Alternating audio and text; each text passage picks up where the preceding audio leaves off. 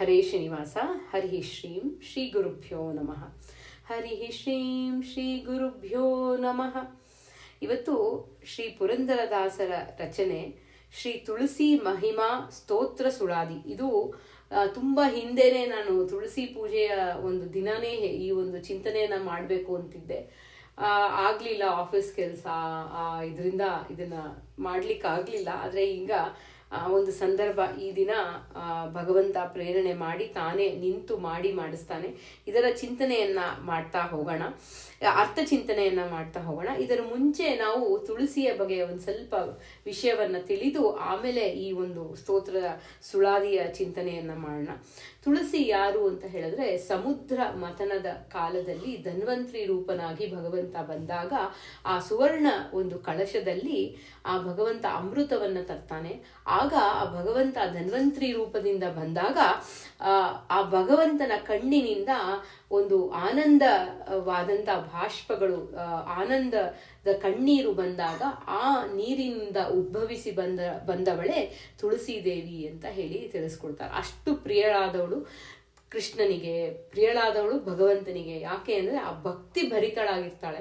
ಅಷ್ಟು ಒಂದು ತ್ಯಾಗವನ್ನ ಮಾಡಿ ಆ ಭಗವಂತನ ಸ್ಮರಣೆಯಲ್ಲೇ ಯಾವಾಗ್ಲೂ ಇರುವಂತಹ ಒಂದು ಆ ತುಳಸಿ ದೇವಿ ಅಂತ ಹೇಳಿ ತಿಳಿಸ್ಕೊಡ್ತಾರೆ. ಅದರಿಂದ ಸುಂದರವಾದಂಥ ಅವಳ ಭಕ್ತಿಗೆ ಮೆಚ್ಚಿ ಭಗವಂತ ಈ ರೀತಿಯಾದಂಥ ಅನುಗ್ರಹವನ್ನ ಮಾಡಿರ್ತಾನೆ. ಆ ತುಳಸಿ ದೇವಿ ಮತ್ಯಾರೂ ಅಲ್ಲ, ಷಣ್ಮಹಿಷಿಯರಲ್ಲಿ ಒಬ್ಬಳು, ಜಾಂಬವತಿ ಅಂತ. ಆ ಜಾಂಬವಂತನ ಮಗಳಾಗಿ ಬರ್ತಾಳೆ. ಆಗ ಕೃಷ್ಣ ಆ ಒಂದು ಶಮಂತಕ ಮಣಿಯನ್ನ ಹುಡ್ಕೊಂಡು ಬಂದಾಗ ಜಾಂಬವಂತನಿಗೆ ರಾಮ ರೂಪವನ್ನ ತೋರಿಸಿ ಅನುಗ್ರಹವನ್ನ ಮಾಡಿದಾಗ ಆ ಜಾಂಬವತಿಯನ್ನ ಕೊಟ್ಟು ಆ ವಿವಾಹವನ್ನ ಕೃಷ್ಣನಿಗೆ ಕೊಟ್ಟು ಮಾಡ್ತಾರೆ. ಅಂತ ಶ್ರೇಷ್ಠಳಾದವಳು, ಆ ಮಹಿಷಿಯರಲ್ಲಿ ಶ್ರೇಷ್ಠಳಾದವಳು. ಆ ಷಣ್ಮಹಿಷಿಯರ ಬಗ್ಗೆ ವಿಷಯ ನೀವು ತಿಳಿಬೇಕು ಅಂತ ಹೇಳಿದ್ರೆ, ಕಕ್ಷಾ ತಾರತಮ್ಯ ಸಂಧಿಯಲ್ಲಿ ಆ ಒಂದು ಚಿಂತನೆಯನ್ನ ಕೊಟ್ಟಿದ್ದಾರೆ. 6 ಜನ ಷಣ್ಮಹಿಷಿಯರು, ಅದರಲ್ಲಿ ಶ್ರೇಷ್ಠಳಾದವಳು ಜಾಂಬವಂತಿ. ಯಾಕಂದ್ರೆ ಲಕ್ಷ್ಮೀ ದೇವಿಯ ವಿಶೇಷವಾದಂತ ಸನ್ನಿಧಾನ ಇದೆ ಅಂತ ಹೇಳಿ ಇಷ್ಟು ತುಳಸಿಯ ಬಗ್ಗೆ ತಿಳಿಸ್ಕೊಡ್ತಾರೆ. ಈಗ ಈ ಒಂದು ಸ್ತೋತ್ರ ಮಹಿಮಾ ಸ್ತೋತ್ರ ಸುಳಾದಿಯ, ತುಳಸಿ ಮಹಿಮಾ ಸ್ತೋತ್ರ ಸುಳಾದಿಯ ಚಿಂತನೆಯನ್ನ ಮಾಡ್ತಾ ಹೋಗೋಣ. ಸಂತತ 12 ಕೋಟಿ ಸುವರ್ಣ ಪುಷ್ಪ ಸಮರ್ಪಿಸಲು ಅಂಥ ಫಲದಿ ಕೋಟಿ ಗುಣಿತ ತುಳಸಿ ದಳಕೆ ತಂತು ಮಾತ್ರ ಭಕ್ತಿಯಲ್ಲಿ ತವಕದಿ ಪೂಜಿಸು ಶ್ರೀಮಂತ ಶ್ರೀ ಪುರಂದರ ವಿಠಲ ವೈಕುಂಠವನೀವಾ. ಒಂದು ತುಳಸಿ ದಳವನ್ನ ನಾವು ಸಮರ್ಪಣೆಯನ್ನ ಮಾಡಿದ್ರೆ ಅದು ಏನು ಭಕ್ತಿಯಿಂದ, ಆ ಭಕ್ತಿ ಭಾವ ಹೇಗ್ ಬರಬೇಕು ಭಗವಂತನಲ್ಲಿ ಅಂತ ಹೇಳಿದ್ರೆ, ನಾನು ಯಾವಾಗೂ ಹೇಳ್ತಿರ್ತೀನಿ, ಆ ಗುರುಗಳ ಅನುಗ್ರಹ ಆಗ್ಬೇಕು. ಗುರುಗಳ ಅನುಗ್ರಹದಿಂದ ಭಗವಂತನನ್ನ ತಿಳಿಬೇಕು, ಆ ಗುಣಗಳನ್ನ ತಿಳಿಬೇಕು, ಭಗವಂತನ ಚಿಂತನೆಯನ್ನ ಮಾಡಬೇಕು.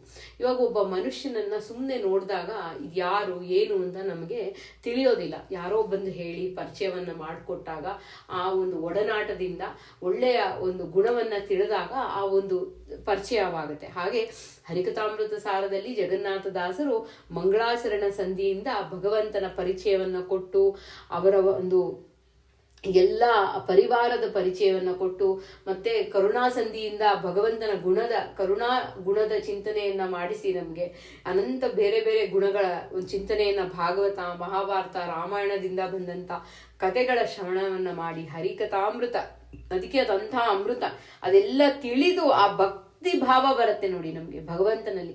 ಆ ಭಕ್ತಿಯಿಂದ ನಾವು ಒಂದು ತುಳಸಿಯನ್ನ ಸಮರ್ಪಣೆ ಮಾಡಿದ್ರೆ ಅದು ಕೋಟಿ ಕೋಟಿ ಸುವರ್ಣ ಪುಷ್ಪ, ಬಂಗಾರದ ಪುಷ್ಪ ಸಮರ್ಪಣೆ ಮಾಡಿದ್ರು ಆ ಫಲ ಅದಕ್ಕಿಂತ ಹೆಚ್ಚಾದ ಫಲ ಒಂದು ಭಕ್ತಿಯಿಂದ ಒಂದು ತುಳಸಿಯನ್ನ ಆ ಭಗವಂತನಿಗೆ ಸಮರ್ಪಣೆಯನ್ನ ಮಾಡಬೇಕು. ಭಕ್ತಿ ಅಂದ್ರೆ ಅನಂತವಾದ ಭಕ್ತಿ. ಇವಾಗ ಆ ಯಾವ ರೀತಿ ಭಕ್ತಿ ಇರಬೇಕು ಅಂತ ಹೇಳಿದ್ರೆ, ಅದಕ್ಕೊಂದು ಉದಾಹರಣೆಯನ್ನ ಕೊಡ್ತಾರೆ. ಮಗು ಇದೆ, ಆ ಮಗು ತಾಯಿಯ ಕೈಯನ್ನ ಹಿಡ್ಕೊಂಡಾಗ, ಆ ಮಗು ಹಿಡ್ಕೊಂಡ್ರೆ ತಾಯಿಯ ಕೈಯನ್ನ, ಏನೋ ಒಂದು ಸಿಹಿಯಾದ ಪದಾರ್ಥ ಇಲ್ಲ ಚಾಕ್ಲೇಟ್ ಏನಾದ್ರು ನೋಡಿದಾಗ ಹೊರಟೋಗುತ್ತೆ ಆ ಮಗು. ಆದ್ರೆ ಭಗವಂತನೇ ತನ್ನ ಕೈಯನ್ನ ಹಿಡಿದಾಗ ಆ ಮಗು ಏನ್ ಮಾಡುತ್ತೆ, ಹೋಗಕ್ ಬಿಡೋದಿಲ್ಲ, ಕೆಟ್ಟ ಹಾದಿಯಲ್ಲಿ ಹೋಗ್ಲಿಕ್ಕೆ ಬಿಡೋದಿಲ್ಲ. ಆ ರೀತಿ ಆ ನಂಬಿಕೆ. ಆಮೇಲೆ ಇನ್ನೊಂದಿನ ಆ ಕೂಸನ್ನ ಒಂದು ತಾಯಿ ಎತ್ಕೊಂಡಿದ್ರೆ ಆ ಕೂಸು ಹೆದರೋಲ್ಲ. ಯಾಕಂದ್ರೆ ತಾಯಿ ಚೆನ್ನಾಗಿ ಭದ್ರವಾಗಿ ನಮ್ಮನ್ನ ಎತ್ಕೊಂಡು ಕೂತ್ಕೊಂಡಿರ್ತಾಳೆ ಅಂತ ಹೇಳಿ ನಾವು ಅಷ್ಟು ಒಂದು ಆ ಮಗು ಅಷ್ಟು ನಂಬಿರುತ್ತೆ. ಆ ರೀತಿ ಭಗವಂತನಲ್ಲಿ ಅನಂತವಾದಂತ ನಂಬಿಕೆ ಇರಬೇಕು. ಅವನ ನಂಬಿಕೆ ಅಂತ ಹೇಳಿದ್ರೆ ಜ್ಞಾನಪೂರ್ವಕವಾದಂತ ಭಕ್ತಿ ನಂಬಿಕೆ. ಜ್ಞಾನ ಅಂದ್ರೆ ಭಗವಂತನ ವಿಶೇಷವಾದ ಜ್ಞಾನವನ್ನ ಪಡೆದು ಗುರುಗಳಿಂದ ಭಕ್ತಿಯನ್ನ ಮಾಡಿ ಒಂದು ತುಳಸಿ ದಳವನ್ನ ಅರ್ಪಣೆಯನ್ನ ಮಾಡಿದ್ರು ಕೂಡ ವೈಕುಂಠವ ಶ್ರೀಮಂತ ಶ್ರೀ ಪುರಂದರ ವಿಠಲ. ಶ್ರೀಮಂತ ಅಂದ್ರೆ ಎಲ್ಲವೂ ಅವಂದೇ ಅಲ್ಲ, ಜಗದೋದ್ಧಾರಕ, ವಿಶ್ವ ಕುಟುಂಬಿ ಅವನು, ಎಲ್ಲವೂ ಅವನದ್ದೇ. ಇದು ಅವನಲ್ಲಿ ನಾವು ಜಸ್ಟ್ ಒಂದು ಸಣ್ಣ ಒಂದು ಬಾಡಿಗೆಗಿದ್ದೀವಿ ಅಷ್ಟೇ. ನಾವು ಈ ಬಾಡಿಗೆ ದೇಹ, ಬಾಡಿಗೆ ಮನೆ, ಬಾಡಿಗೆ ಎಲ್ಲವೂ ಬಾಡಿಗೆ. ಆದ್ರೆ ನಮ್ಗದು ಮನವರಿಕೆ ಆಗೋದಿಲ್ಲ ನಮ್ಮ ಮನಸ್ಸಲ್ಲಿ. ಅಂತ ಒಂದು ಎಲ್ಲವೂ ಕಾಯ ವಾಚ ಮನಸ ಎಲ್ಲವೂ ಅವನಿಗೆ ಸಮರ್ಪಣೆಯನ್ನ ಮಾಡಿದಾಗ, ಆ ಭಕ್ತಿಯಿಂದ ಒಂದು ತುಳಸಿಯನ್ನ ಸಮರ್ಪಣೆಯನ್ನ ಮಾಡಿದಾಗ ಶಾಶ್ವತವಾದಂತಹ ಲೋಕ ವೈಕುಂಠ ಆನಂದ. ಅಂದ್ರೆ ಆನಂದ ಏನು? ಅವನ ಸಂಘವನ್ನು ಕೊಟ್ಟು ಉದ್ಧಾರವನ್ನು ಮಾಡ್ತಾನೆ. ಆ ಒಂದು ಎಲ್ಲ ಪಾಪಗಳನ್ನ ನಾಶ ಮಾಡಿ ವೈಕುಂಠವನ್ನ ಅಂತ ಹೇಳ್ತಾರೆ. ಆದಿವಾರದಿ ಸಂಜೆಯಲ್ಲಿ ರಾತ್ರಿಯಲ್ಲಿ ಅಂಗಾರಕ ಶುಕ್ರವಾರದಲ್ಲಿ ಆದಿತ್ಯ ಸೋಮಗ್ರಹಣ ಅಮಾವಾಸ್ಯೆ ಹುಣ್ಣಿಮೆ ದ್ವಾದಶಿಯಲ್ಲಿ ಸದಾರಾರ್ಚಿತ ಜಯಂತಿಗಳಲ್ಲಿ ವೈದ್ರುತಿ ವ್ಯತಿಪಾತ ಸಂಕ್ರಾಂತಿಗಳಲ್ಲಿ ಶ್ರೀ ಪುರಂದರ ವಿಠಲ ಮುನಿವ ಶ್ರೀ ತುಳಸಿಯ ತೆಗೆದರೆ. ನೋಡಿ, ಎಂತ ಯಾವ್ಯಾವ ದಿನಗಳಲ್ಲಿ ಆ ಒಂದು ತುಳಸಿಯ ಒಂದು ಗಿಡದಿಂದ, ಆ ತುಳಸಿಯ ಗಿಡದಿಂದ ನಾವು ತುಳಸಿಯನ್ನ ತೆಗಿಬಾರ್ದು ಅಂತ ಹೇಳಿ ಪುರಂದರದಾಸರು ಶುದ್ಧವಾದಂತ ಪಾಠ ಹೇಳ್ತಾ ಇದ್ದಾರೆ ನಮ್ಗೆ. ನೋಡಿ, ಆದಿವಾರ ಸಂಜೆ ರಾತ್ರಿ, ಆದಿವಾರ ಅಂದ್ರೆ ಎಲ್ಲರಿಗೂ ಗೊತ್ತು, ಅದು ಭಾನುವಾರ.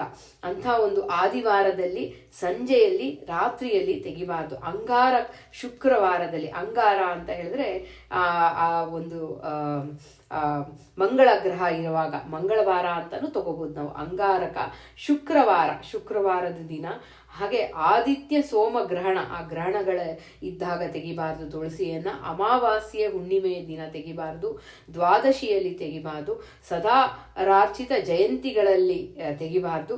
ವೈದ್ರುತಿ ಅಂತ ಹೇಳಿದ್ರೆ ಸೂರ್ಯ ಚಂದ್ರ ಒಂದು ಬಗೆಯ ಯೋಗ ಅಂತ ಹೇಳ್ತಾರೆ. ಆ ಒಂದು ಎರಡೂ ಒಂದು ಇನ್ಕ್ರೀಸಿಂಗ್ ಪೊಸಿಷನ್ ಅಲ್ಲಿ ಇರುತ್ತೆ. ಸಮ್ ಡಿಗ್ರೀಸ್ ಅಲ್ಲಿ ಅದು ಒಂದು ಇನ್ಕ್ರೀಸಿಂಗ್ ಪೊಸಿಷನ್ ಬರುತ್ತೆ. ಆ ಒಂದು ವೈದ್ರುತಿಯ ದಿನ ತೆಗಿಬಾರ್ದು. ಹಾಗೆ ಸಂಧಿಕಾಲ ಸಂಕ್ರಮಣ, ಸೂರ್ಯ ಒಂದು ರಾಶಿಯಿಂದ ಇನ್ನೊಂದು ರಾಶಿಗೆ ಹೋಗುವಂತ ಸಮಯದಲ್ಲಿ ತೆಗಿಬಾರ್ದು. ಹಾಗೆ ವ್ಯತಿಪಾತ ಅಂತ ಹೇಳ್ತಾರೆ. ಮತ್ತೆ ಇಲ್ಲಿ ಕೂಡ ಸೂರ್ಯ ಚಂದ್ರ ಆಪೋಸಿಟ್ ಡೈರೆಕ್ಷನ್ ಅಲ್ಲಿ ಇರ್ತಾರೆ. ಅದೊಂದು ಅಮಂಗಳ ಸಮಯ ಅಂತ ಹೇಳ್ತಾರೆ. ಅದರಿಂದ ಅಂತಹ ದಿವಸದಲ್ಲಿ ಆ ತುಳಸಿಯನ್ನ ತೆಗೆದ್ರೆ ಶ್ರೀ ಪುರಂದರ ವಿಠಲ ಮುನಿಪ ಅಂತ ಹೇಳಿ ಭಗವಂತನಿಗೆ ಇಷ್ಟ ಆಗೋದಿಲ್ಲ ಅಂತ ಹೇಳಿ ತಿಳಿಸ್ತಾ ಇದ್ದಾರೆ. ಹಾಗೆ ಅಷ್ಟು ಭಕ್ತಿ ಇರಬೇಕು. ಯಾಕೆ ಅಂದ್ರೆ ಆ ಇಡೀ ತುಳಸಿಯಲ್ಲಿ ಎಲ್ಲ ಕೋಟಿ ದೇವತೆಗಳಿಂದ ಕೂಡಿಕೊಂಡು ಕೃಷ್ಣ ಇದ್ದಾನೆ ಅಂತ ಹೇಳಿ ನಮ್ಮ ಮನಸ್ಥಿತಿ ಇರಬೇಕು. ಅದನ್ನ ನಾವು ಚಿಂತನೆಯನ್ನ ಮಾಡಬೇಕು, ಕೃಷ್ಣನನ್ನೇ ನೋಡ್ಬೇಕು ಆ ತುಳಸಿಯ ಬುಡದಲ್ಲಿ. ನೋಡಿ, ಭಗವಂತ ಎಷ್ಟು ರೀತಿಯಾದಂತ ಫಲವನ್ನ ಕೊಡ್ತಾನೆ ಅಂತ ಹೇಳಿದ್ರೆ ಆ ಭಕ್ತಿ ಭಾವಕ್ಕೆ ವೈಕುಂಠವನ್ನೇ ಕೊಡ್ತಾನೆ ಅಂತ ಹೇಳಿ ತಿಳಿಸ್ಕೊಡ್ತಾ ಇದ್ದಾರೆ. ಹೀಗೆ ನೋಡಿ, ಇನ್ ಮುಂದೆ ಹೇಳ್ತಾರೆ, ಸಾರಂಗಧರನಿಗೆ ಸಂವತ್ಸರದ ತುಳಸಿ 6 ತಿಂಗಳ ಬಿಲ್ವ ಆಹೋದು, ಅಚ್ಯುತನರ್ಚನೆಗೆ ಕಾರುಣ್ಯ ಮೂರುತಿಗೆ ಕಮಲ 7 ದಿನಬಹುದು, ಪುರಂದರ ವಿಠಲನಿಗೆ ದಿನದಿ ಕಣಗಿಲ ಆಹೋದು ಸತತ. ಇಲ್ಲಿ ಹೇಳ್ತಾ ಇದ್ದಾರೆ ಸಾರಂಗಧರ ಅಂದ್ರೆ ಅವನ ಒಂದು ಬಿಲ್ಲಿಗೆ, ಕೃಷ್ಣನ ಭಗವಂತನ ಬಿಲ್ಲಿಗೆ ಸಾರಂಗಧರ ಅಂತ ಹೇಳ್ತಾರೆ. ಈ ಸಂವತ್ಸರವೂ ಒಂದೊಂದು ದಿನಾನೂ ತುಳಸಿಯನ್ನ ಸಮರ್ಪಣೆಯನ್ನ ಮಾಡಬೇಕು. ತುಳಸಿ ಯಾವ ರೀತಿ ಅಂದ್ರೆ ಆ ಒಣಗಿದ ತುಳಸಿ ಕೂಡ ಅದನ್ನ ತೆಗೆದು ತೊಳೆದು ಮತ್ತೆ ಭಗವಂತನಿಗೆ ಸಮರ್ಪಣೆ ಮಾಡ್ಬೋದು ಅಂತ ಹೇಳ್ತಾರೆ. ಕಾಷ್ಟವನ್ನ, ಮೃತ್ತಿಕೆಯನ್ನ ಎಲ್ಲವೂ ಭಗವಂತನಿಗೆ ಸಂವತ್ಸರ ಉದ್ದಕ್ಕೂ ತುಳಸಿಯನ್ನ, ಏನೂ ಇಲ್ಲ ಅಂದ್ರೂ ತುಳಸಿ ತುಳಸಿ ತುಳಸಿ ಅಂತ 3 ಸಲ ಹೇಳಿದ್ರೂ ಪುಣ್ಯ ಇದೆ. ಅಂತಹ ಒಂದು 6 ತಿಂಗಳು ಬಿಲ್ವ ಪತ್ರವನ್ನ ಒಂದು ಸಮಯದಲ್ಲಿ ಭಗವಂತನಿಗೆ ಹಾಕ್ತಾರೆ, ಅಚ್ಯುತನಿಗೆ ಅಂತ ತಿಳಿಸ್ಕೊಡ್ತಾರೆ. ಕಾರುಣ್ಯ ಮೂರ್ತಿಗೆ ಕಮಲ 7 ದಿನಬಹುದು. ಅಂದ್ರೆ ಇಲ್ಲಿ ಆ ಒಂದು ಎಷ್ಟು ದಿನ ಭಗವಂತನಿಗೆ ಆ ಒಂದು ಪುಷ್ಪಗಳನ್ನ ಅಂದ್ರೆ ಆ ಭಗವಂತನಿಗೆ ಮತ್ತೆ ಏರಿಸ್ಬಹುದು, ಎಲ್ಲ ಕಮಲವನ್ನ ಪುಷ್ಪವನ್ನ ಏರಿಸ್ಬಹುದು, ಆಮೇಲೆ ಬಿಲ್ವ ಪತ್ರವನ್ನ ಕೊಡ್ಬಹುದು. ಆದ್ರೆ ತುಳಸಿಯಷ್ಟು ಶ್ರೇಷ್ಠ ಇಲ್ಲ ಅಂತ ಹೇಳಿ ತಿಳಿಸ್ಕೊಡ್ತಾ ಇದ್ದಾರೆ. ದಿನನಿತ್ಯದಲ್ಲಿ ದಿನದಿ ಕಣಗಿಲೆ ಆಹುವುದು ಸತತ. ಕಣಗಲೆ ಹೂವ ಕೂಡ ನೀವು ದಿನನಿತ್ಯದಲ್ಲೂ ಪೂಜೆ ಮಾಡ್ಬೋದು. ಆದ್ರೆ ತುಳಸಿ ಸಂವತ್ಸರ ಯಾವಾಗ ಕಾಲ ಬಂದಾಗ ಮಾತ್ರ ಆ ಹೂಗಳೆಲ್ಲ ಇರುತ್ತೆ. ಆದ್ರೆ ತುಳಸಿ ಸದಾ ಕಾಲ ಯಾವಾಗೂ ಸಂವತ್ಸರದಲ್ಲಿ ಯಾವಾಗೂ ಇರುತ್ತೆ. ಮುಂಚೆನೆ ನಾವು ಆ ಒಳ್ಳೆಯ ದಿನ ನೋಡಿ ಆ ತುಳಸಿ ಏನೂ ಇಲ್ಲ ಅಂದ್ರೂ ಆ ತುಳಸಿ ಕಾಷ್ಟ, ತುಳಸಿಯ ಒಂದು ಒಣಗ್ ಹೋಗಿದ್ರು ಕೂಡ ಅದನ್ನ ಮತ್ತೆ ನಾವು ಪ್ರೋಕ್ಷಣೆಯನ್ನ ಮಾಡಿ ಭಗವಂತನ ಒಂದು ಶುದ್ಧೋದಕ ಮಾಡಿ ಅದನ್ನ ಮತ್ತೆ ತುಳಸಿಯನ್ನ ಏರಿಸ್ಬೋದು. ಅಷ್ಟು ಶುದ್ಧವಾದಂಥದ್ದು ತುಳಸಿ ಅಂತ ಹೇಳಿ ತಿಳಿಸ್ಕೊಡ್ತಾರೆ. ಹಾಗೆ ಆ ಒಂದು ಕಾಲದ ಮಿತಿಯಾಗಿ ಕೆಲವು ಹೂಗಳು ಪುಷ್ಪಗಳು ಎಲ್ಲ ಬರುತ್ತೆ, ಆದ್ರೆ ತುಳಸಿ ಯಾವಾಗೂ ಇರುತ್ತೆ ಅಂತ ಹೇಳಿ ತಿಳಿಸ್ಕೊಡ್ತಾರೆ. ಇಲ್ಲದಿದ್ದರೆ ಚಿಗುರು ತುಳಸಿ ಅದು, ಇಲ್ಲದಿದ್ದರೆ ಮುಗುಳು ತೆನೆಯು ಅದು, ಇಲ್ಲದಿದ್ದರೆ ತುಳಸಿ ಎಲೆಯೂ ಅದು, ಇಲ್ಲದಿದ್ದರೆ ಒಣಗಿದ ಕಾಷ್ಟ ಅದು, ಇಲ್ಲದಿದ್ದರೆ ತುಳಸಿಯ ಬುಡದ ಮಣ್ಣು ಅದು, ಇಲ್ಲದಿದ್ದರೆ ತುಳಸಿ ತುಳಸಿ ಎಂದು ಕೂಗಿದರೆ ನಮ್ಮ ಪುರಂದರ ವಿಠಲ ಒಲಿವ ಕಾಣೀರೋ. ನೋಡಿ ಅದನ್ನೇ ಹೇಳ್ತಾ ಇದ್ದಾರೆ. ಸಾರಂಗಧರನಿಗೆ ಸಂವತ್ಸರದ ತುಳಸಿ, ದಿನಾ ತುಳಸಿ ಹಾಕಿ ಪೂಜೆಯನ್ನ ಮಾಡ್ಬೇಕು ಅಂತ ಹೇಳಿ. ಚಿಗುರು, ಆ ತುಳಸಿಯ ಚಿಗುರಾದ್ರೂ ಹಾಕ್ಬೋದು, ಇಲ್ಲ ಮುಗುಳು ತೆನೆ ಒಂದು ಸಣ್ಣ ಯಾವ್ದು ಒಂದು ಚಿಗುರಿನ ಒಂದು ಇದು ಅದನ್ನಾದ್ರೂ ಹಾಕಿ ತುಳಸಿಯನ್ನ ಸಮರ್ಪಣೆಯನ್ನ ಮಾಡ್ಬೋದು. ಅದು ತುಳಸಿಯ ಎಲೆಯು, ಅದು ಎಲೆ ಒಂದೊಂದ್ಸಲ ಆ ತುಂಬಾ ಒತ್ತಾಗಿ ಆ ತುಳಸಿ ಬೆಳೆದಾಗ ಅದು ಎಲೆಗಳೆಲ್ಲ ಉದುರುತ್ತೆ. ಆ ಎಲೆಯನ್ನ ಕೂಡ ನಾವು ಸಮರ್ಪಣೆಯನ್ನ ಮಾಡ್ಬೋದು. ಆಮೇಲೆ ಇಲ್ಲದಿದ್ದರೆ ಒಣಗಿದ ಕಾಷ್ಟ, ಆ ಒಣಗಿದ ಕಾಷ್ಟ ಇರುತ್ತಲ್ಲ ಅದನ್ನೆಲ್ಲ ತೆಗೆದಿಟ್ಟು ನಾವು ದೀಪವನ್ನ ಹಚ್ತೀವಿ ಆ ಭಗವಂತನಿಗೆ. ಅದು ಅಷ್ಟು ಶ್ರೇಷ್ಠವಾದಂಥದ್ದು. ಆ ಕಾಷ್ಟನೂ ಅಷ್ಟು, ಅದರಲ್ಲೂ ಭಗವಂತನ ಒಂದು ಚಿಂತನೆಯನ್ನ ಮಾಡ್ಬೇಕು ಅಂತ ಆ ಕಾಷ್ಟ ಆದ್ರೂ ನಾವು ಭಗವಂತನಿಗೆ ಅರ್ಪಣೆಯನ್ನ ಮಾಡ್ಬೋದು. ಇಲ್ಲದಿದ್ದರೆ ತುಳಸಿಯ ಬುಡದ ಮಣ್ಣು ಅದು ಕೂಡ ಶ್ರೇಷ್ಠ ಅಂತ ಹೇಳಿ ತಿಳಿಸ್ಕೊಡ್ತಾರೆ. ಇಲ್ಲದಿದ್ದರೆ ತುಳಸಿ ತುಳಸಿ ತುಳಸಿ ಅಂತ ಕೂಗಿದರೆ ನಮ್ಮ ಪುರಂದರ ವಿಠಲ ಒಲಿವ ಕಾಣಿರೋ ಅಂತ ಹೇಳ್ತಾರೆ. ಅಷ್ಟು ಶ್ರೇಷ್ಠವಾದ ಒಂದು ತುಳಸಿಯ ಒಂದು ಚಿಂತನೆಯನ್ನ ಇಲ್ಲಿ ಹೇಳ್ತಾ ಇದ್ದಾರೆ. ಶ್ರೀರಮಣನು ತನ್ನ ಶ್ರೀಯನ್ನೇ ಕೂಡಿ ಶ್ರೀವತ್ಸ ಕೌಸ್ತುಭ ಮಾಲೆ ವೈಜಯಂತಿ ಹಾರ ಏಕಾವಳಿಯನು ಒಲ್ಲೆ ತುಳಸಿಯನ್ನ ಅವಳೆಂದ ಪುರಂದರ ವಿಠಲ. ಎನ್ನವಳು ತುಳಸಿ ಅಂದ್ರೆ ಲಕ್ಷ್ಮಿಯ ಸನ್ನಿಧಾನ ಹೆಚ್ಚಾಗದಲ್ಲಿ ತುಂಬಾ ವಿಶೇಷವಾಗಿದೆ. ಅದರಿಂದ ತುಳಸಿ ಅಷ್ಟು ಪ್ರಿಯಳಾದವಳು ಅಲ್ಲ ಭಗವಂತನಿಗೆ ಅಂತ ಹೇಳಿ ತಿಳಿಸ್ಕೊಡ್ತಾ ಇದ್ದಾರೆ. ಭಗವಂತನಿಗೆ ಎಷ್ಟು ಆಭರಣಗಳು ಹಾಕೊಳ್ತಾನೆ. ಲಕ್ಷ್ಮಿಯ ಒಂದು ರೂಪದಿಂದ ಆ ಆಭರಣ ರೂಪದಲ್ಲಿ ಆ ಭಗವಂತನ ಮೇಲೆ ಇರ್ತಾಳೆ. ಯಾವುದು ಶ್ರೀವತ್ಸ, ಕೌಸ್ತುಭ ಮಣಿ, ಆಮೇಲೆ ವೈಜಯಂತಿ ಹಾರ, ಇದೆಲ್ಲ ಇದ್ದರೂ ಆ ತುಳಸಿ ಹಾರ ಇದೆ ಅಲ್ಲ, ಏಕಾವಳಿಯನು ಒಲ್ಲೆ ತುಳಸಿಯನ್ನು ಒಳೆಂದ ಪುರಂದರ ವಿಠಲ. ಅಂದ್ರೆ ತುಳಸಿಯ ಹಾರವನ್ನು ಯಾವಾಗೂ ಹಾಕಿರ್ತಾನೆ ಭಗವಂತ ಅಂತ ಹೇಳಿ ಚಿಂತನೆಯನ್ನ ಕೊಡ್ತಾರೆ. ಒಂದೇ ಒಂದು ಬೆರಳ ಜಪ, ಒಂದೇ 5 ಗೆರೆಯ ಜಪ, ಒಂದೇ 10 ಪುತ್ರ ಜೀವಿ ಮಣಿಯ ಜಪ, ಒಂದೇ 100 ಶಂಖ ಮಣಿಯ ಜಪ, ಒಂದೇ 1000 ಹವಳದ ಜಪ, ಒಂದೇ 10,000 ಮುತ್ತಿನ ಮಣಿಯ ಜಪ, ಒಂದೇ 10 ಲಕ್ಷ ಸುವರ್ಣ ಮಣಿಯ ಜಪ, 1 ಕೋಟಿ ದರ್ಬೆ ಬೆಟ್ಟಿನ ಜಪ, ಒಂದೇ ಅನಂತ ತುಳಸಿ ಮಣಿಯ ಜಪವೆಂದು ಪುರಂದರ ವಿಠಲ ಪೇಳ್ದ. ನೋಡಿ ಆ ತುಳಸಿಯ ಮಣಿ ಜಪ ಮಾಡ್ತಾ ಇದ್ರೆ ಅನಂತ ಫಲವನ್ನ ಕೊಡ್ತಾನೆ ಭಗವಂತ. ಒಂದೇ ಅನಂತ ಶ್ರೀ ತುಳಸಿ ಮಣಿಯ ಜಪವೆಂದು ಪುರಂದರ ವಿಠಲ ಭಗವಂತನೇ ಸಾಕ್ಷಾತ್ತಾಗಿ ಹೇಳಿದಾನೆ. ಆ ತುಳಸಿ ಮಣಿಯಿಂದ ಜಪ ಮಾಡಿದ್ರೆ ನೋಡಿ, ಒಂದು ಬೆರಳು, ಆ ಬೆರಳಿನ ಒಂದೊಂದು ಬೆರಳನ್ನ ಎಣಿಸ್ತಾ ಜಪವನ್ನ ಮಾಡ್ಬೋದು. ಅದಕ್ಕೂ ಭಗವಂತ ಫಲ ಕೊಡ್ತಾನೆ. ಆದ್ರೆ ಮತ್ತೆ 10 ಎಲ್ಲ ರೀತಿಯಾದಂತಹ ಬೆರಳಲ್ಲಿ ಇರುವಂತ ಆ ಗೆರೆಗಳ ಮೂಲಕ ನೋಡಿ, ಈ 4 ಬೆರಳಿಂದ ನಾವು ಆ ತುದಿಯ ಬೆರಳ 3ನೇ ಬೆರಳಿಂದ ಈ ಒಂದು ಗೆರೆಗಳನ್ನ ಚಿಂತನೆಯನ್ನ ಮಾಡ್ತಾ ಮಧ್ಯದಲ್ಲಿ ಮೇರು ಪರ್ವತದಲ್ಲಿ ಭಗವಂತ ಲಕ್ಷ್ಮೀನಾರಾಯಣ ಸಹಿತವಾಗಿ ಕೂತಿದ್ದಾನೆ ಅಂತ ಹೇಳ್ಕೊಂಡು ಪ್ರದಕ್ಷಿಣಾಕಾರದಲ್ಲಿ ಆ ಬೆರಳಿನ ಗೆರೆಗಳ ಮೂಲಕ ಚಿಂತನೆಯನ್ನ ಮಾಡ್ತಾ ಹೋಗ್ತೀವಿ. ಶ್ರೀಕೃಷ್ಣಾಯ ನಮಃ ಶ್ರೀ, ಶ್ರೀಕೃಷ್ಣಾಯ ನಮಃ ಶ್ರೀ ಅಂತ ಹೇಳ್ಕೊಂಡು ಜಪವನ್ನ ಮಾಡ್ತೀವಲ್ಲ, ಅದೂ ಶ್ರೇಷ್ಠ, ಅದಕ್ಕೂ ಫಲ ಇದೆ. ಹಾಗೆ 110 ಪುತ್ರ ಜೀವಮಣಿಯ ಒಂದು ಮಣಿ, ಆ ಮಣಿಯ ಜಪವೂ ಶ್ರೇಷ್ಠ, ಶಂಖಮಣಿ ಅಂತ ಹೇಳ್ತಾರೆ. ಆ ಶಂಖಮಣಿಯ ಜಪವೂ ಇದು 1,000 ಹವಳದ ಮಣಿಯೂ ಜಪ, ಅದರಿಂದಾನೂ ಕೃಷ್ಣನ ಜಪ ಮಾಡ್ಬೋದು. 10,000 ಮುತ್ತಿನ ಮಣಿ ಜಪ, 10,000 ಮುತ್ತಿನ ಮಣಿಯ ಜಪವನ್ನ ಮಾಡಬಹುದು. 10 ಲಕ್ಷ ಸುವರ್ಣ ಮಣಿ, ಯಾವುದು ತುಳಸಿ ಮಣಿಯಿಂದ ಜಪ ಮಾಡಿದಷ್ಟು ಶ್ರೇಷ್ಠ ಅಲ್ಲ. ಅದು ಕೃಷ್ಣನೇ ಹೇಳ್ತಾನೆ, ತುಳಸಿ ಮಣಿಯಿಂದ ಒಂದೇ ಅನಂತ ಶ್ರೀ ತುಳಸಿ ಮಣಿಯ ಜಪ ಅಂತ ಹೇಳ್ತಾನೆ. ಒಂದು ಜಪವನ್ನ ಮಾಡಿದ್ರು ಅನಂತ ಫಲವನ್ನ ಕೊಡೋದು ಆ ತುಳಸಿ ಮಣಿಯಿಂದ. ಆ ತುಳಸಿ ತುಳಸಿ ತುಳಸಿ ಅಂತ ಹೇಳಿ ನೀವು ಆ ತುಳಸಿಯ ಸಮರ್ಪಣೆಯನ್ನ ಮಾಡ್ತಾ ನೀವು ಕೃಷ್ಣನ ಜಪವನ್ನ ಮಾಡಿದಾಗ ಆ ಒಂದೇ ಅಷ್ಟು ಒಂದು ಶ್ರೇಷ್ಠವಾದಂಥ ಫಲ ಇದೆ ಅಂತ ಹೇಳಿ, ಆ ಜಪದ ಫಲ ಇದೆ ಅಂತ ಹೇಳಿ ತಿಳಿಸ್ಕೊಡ್ತಾರೆ. ಸ್ನಾನ ದಾನಕ್ಕೆ ತುಳಸಿ ಪ್ರಯೋಜನ, ತುಳಸಿ ಪುರಂದರ ವಿಠಲಗೆ ಅತಿ ಪ್ರಿಯೆ ತುಳಸಿ, ಎಷ್ಟು ಪ್ರಿಯಳಾದವಳು ತುಳಸಿ ದೇವಿ ಅಂತ ತಿಳಿಸ್ಕೊಡೋದು. ಸ್ನಾನ ದಾನಕ್ಕೆ ತುಳಸಿ ಅಂತ ಹೇಳ್ತಾರೆ. ನೋಡಿ, ಯಾವುದು ನಮ್ಮದಲ್ಲ, ಭಗವಂತ ಕೊಟ್ಟಿದ್ದು. ಆ ಸಮರ್ಪಣಾ ಭಾವ ಇರಬೇಕು ನಮಗೆ. ಆ ಸಮರ್ಪಣಾ ಭಾವದಲ್ಲಿ ತುಳಸಿ ತುಳಸಿ ತುಳಸಿ ಅಂತ ಹೇಳಿ ನಾವು ನೋಡಿ ಕೊಟ್ಟಿದ್ದನ್ನು ನಾಪಿಸ್ಕೋಬಾರ್ದು, ಮತ್ತೆ ಮತ್ತೆ ಹೇಳ್ತಾ ಇರಬಾರ್ದು, ನಾನು ನಿನ್ ಕೊಟ್ಟೆ, ನಾನು ಅವತ್ತು ಕೊಟ್ಟೆ, ಇವತ್ತು ಕೊಟ್ಟೆ. ದಾನ ಮಾಡುವಾಗ ಅದು ನೋಡಿ ನಮ್ಮ ತಲೆ ತಗ್ಗಿರ್ಬೇಕು ಅಂತ ಹೇಳ್ತಾರೆ.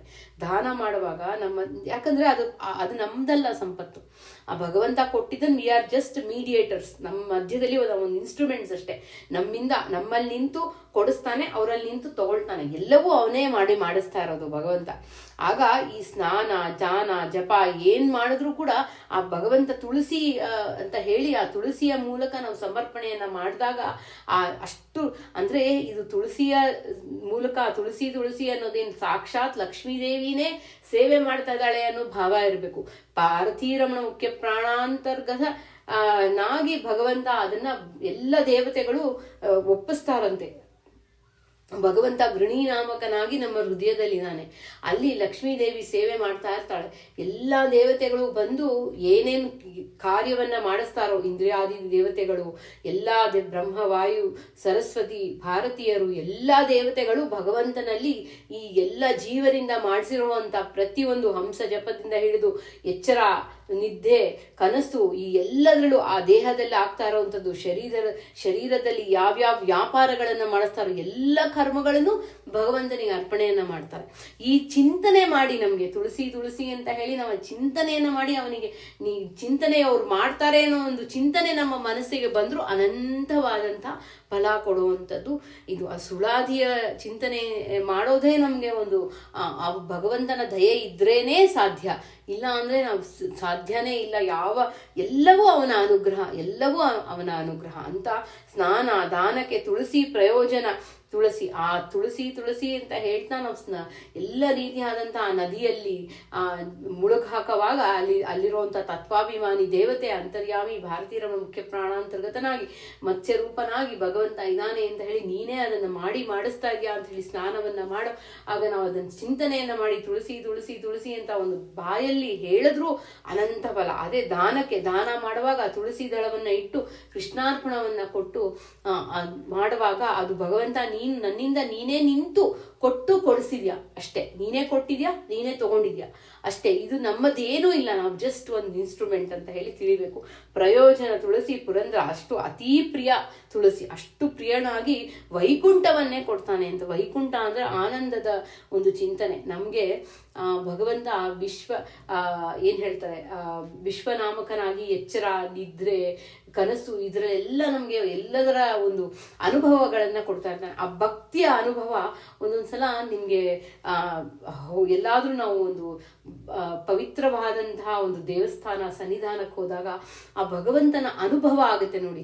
ಅದನ್ನು ಕೂಡ ನಾವು ಸಮರ್ಪಣೆಯನ್ನ ಮಾಡ್ಬಿಡ್ಬೋದು. ತುಳಸಿ ತುಳಸಿ ತುಳಸಿ ಅಂತ ಹೇಳಿ ಇವಾಗ ನಾವು ಇದರ ಚಿಂತನೆಯನ್ನ ಮಾಡ್ತಾ ಇದೀವಿ, ಈ ಒಂದು ಸುಳಾದಿಯ ಚಿಂತನೆಯನ್ನ ಮಾಡ್ತಾ ಇದೀವಿ. ಇದು ಭಗವಂತನಿಗೆ ಭಾರತೀಯರ ಮುಖ್ಯ ಪ್ರಾಣಾಂತರ್ಗತ ತುಳಸಿ ತುಳಸಿ ತುಳಸಿ ಅಂತರ್ಯಾಮಿ ಸಮರ್ಪಣಾಮಿ ಅಂತ ಹೇಳಿ ನಾವು ಕೃಷ್ಣಾರ್ಪಣ ವಸ್ತು ಅಂತ ಭಗವಂತನಿಗೆ ಹೇಳಿದ್ರೆ ಅನಂತವಾದಂತಹ ಫಲ. ಅಷ್ಟು ಸುಂದರವಾದಂತಹ ಈ ಒಂದು ಸ್ತೋತ್ರ ಸುಳಾದಿಯ ಚಿಂತನೆಯನ್ನ ಇವತ್ತು ಮಾಡಿಸಿದ್ದಾರೆ. ಇದನ್ನ ಸಮರ್ಪಣೆಯನ್ನ ಮಾಡೋಣ.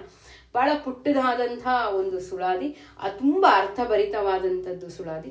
ಭಗವಂತ ಎಷ್ಟು ನನ್ನ ಗುರುಗಳು ಪರಿಮಳ ರಾಘವೇಂದ್ರನ್ ಅವರ ಅನುಗ್ರಹ ಇದು, ಅವರ ಪ್ರೇರಣೆ ಕೂಡ ತುಂಬ ಪ್ರೇರಣೆ ಮಾಡಿ ನಮಗೆ ಎಲ್ಲ ತಿಳಿಸ್ಕೊಡ್ತಾ ಇರ್ತಾರೆ. ಆ ಭಗವಂತ ಭಾರತೀಯ ರಮಣ ಮುಖ್ಯ ಪ್ರಾಣಾಂತರ್ಗತನಾಗಿ ಆ ಗುರುಗಳ ಅಂತರ್ಯಾಮಿಯಾಗಿ ಏನು ನುಡಿಸಿದ್ನೋ ಭಗವಂತ, ಅದನ್ನೇ ನಾನು ನುಡ್ದಿಲ್ಲ, ಭಗವಂತ ನುಡಿಸಿದ್ದು. ಇದನ್ನು ಸಮರ್ಪಣೆಯನ್ನು ಮಾಡೋಣ. ಭಾರತೀಯ ರಮಣ ಮುಖ್ಯ ಪ್ರಾಣಾಂತರ್ಗತ ಬಿಂಬಮೂರ್ತಿ ಪ್ರೇರಣಾ ಬಿಂಬಮೂರ್ತಿ ಪ್ರೀತ್ಯರ್ಥಂ ಶ್ರೀಕೃಷ್ಣ ಅರ್ಪಣ ಮಸ್ತು. ಹರೇ ಶ್ರೀನಿವಾಸ.